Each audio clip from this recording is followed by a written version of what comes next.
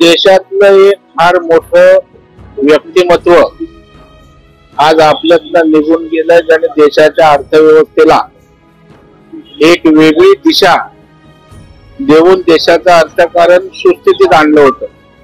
म्हणजे मंदीच्या काळात सुद्धा अर्थकारणाची घडी नीट बसवणारा नेता म्हणून मनमोहन सिंगांची ओळख होती. एक अजात शत्रू राजकारणात असताना सुद्धा सर्व पक्षांशी सलोख्याचे संबंध, आपला देश, आपलं काम, देशाचं अर्थकारण या भोवती संपूर्ण आयुष्य त्यांनी वेचलं आणि देशभक्तीच्या भावनेतनं त्यांनी या ठिकाणी काम केलं. आणि एक मोठा नेता आपल्या देशातला. आणि इकॉनॉमी हा विषय आला की या देशात मनमोहन सिंगांचं नाव त्या ठिकाणी कधीच लपून राहू शकत नाही. एवढं मोठं योगदान आपल्या देशाच्या अर्थव्यवस्थेमध्ये त्यांचं होतं.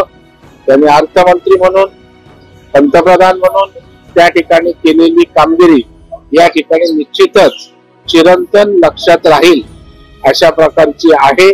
मी त्यांच्या त्या ठिकाणी भावपूर्ण त्यांना आदरांजली अर्पित करतो.